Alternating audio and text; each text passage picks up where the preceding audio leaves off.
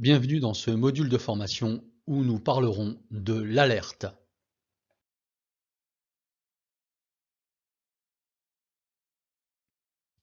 L'alerte. L'objectif est de transmettre aux services de secours d'urgence les informations qui leur seront nécessaires à une intervention.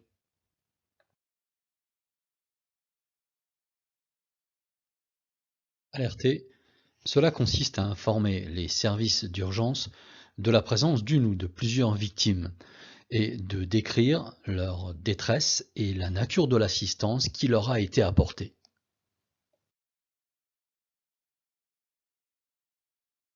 Transmettre une alerte au service d'urgence, cela doit se faire le plus rapidement et le plus précisément possible. Ceci afin de diminuer les délais de mise en œuvre de la chaîne de secours. Elle est réalisée par le sauveteur, je parle de l'alerte, ou par un témoin à qui l'on donne les consignes, les informations pour alerter les secours. Il faut donc décider d'alerter, il faut choisir le bon numéro d'urgence, transmettre les informations nécessaires et appliquer les consignes qui sont données par les secours d'urgence.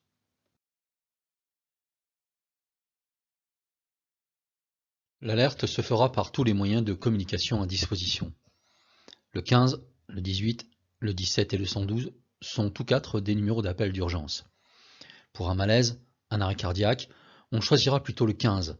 On aura à l'autre bout du fil un médecin qui pourra nous prodiguer des conseils. En cas d'incendie, d'accident de la route, on pourra choisir le 18, mais cela n'empêchera pas le 15 d'arriver sur place, ni même le 17, police ou gendarmerie. Quant au 112, eh bien, il s'agit du numéro d'appel d'urgence européen.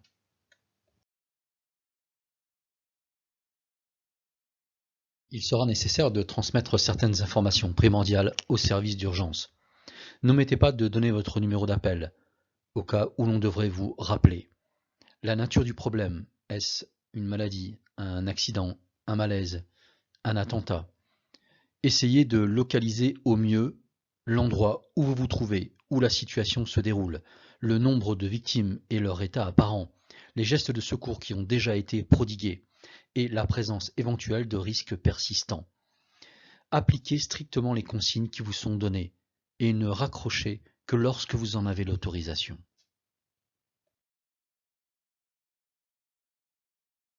Le petit Maxime est tombé d'un arbre. Il est inconscient et il a une fracture ouverte. Vous avez alerté le 15. Quelles sont les informations que vous leur donnez?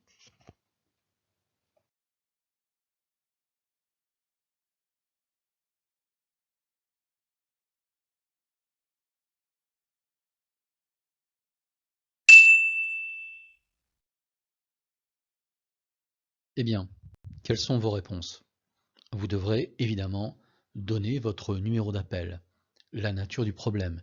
Ici, Maxime est tombé d'un arbre, il est inconscient et il a une fracture ouverte à la jambe. Vous devrez également donner votre localisation. Il s'agit de la cour de récréation, peut-être d'un parc, l'endroit où vous vous trouvez. Le nombre de victimes, ici une, il s'agit du petit Maxime, qui a 5 ans et demi. Les gestes qui ont été mis en œuvre, peut-être, puisqu'il est inconscient et qu'il respire, l'avez-vous positionné sur le côté. Et les dangers persistants ou non. Bien évidemment, vous ne raccrocherez qu'une fois que les secours d'urgence vous en auront donné l'autorisation.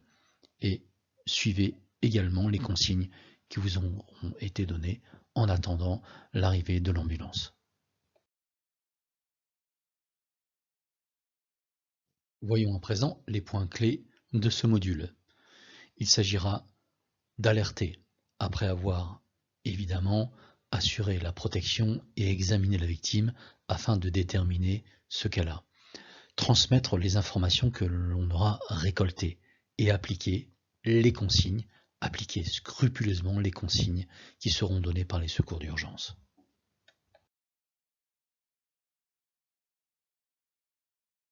Ce module est à présent terminé. Dans le module suivant, nous verrons l'examen de la victime. Merci de votre attention.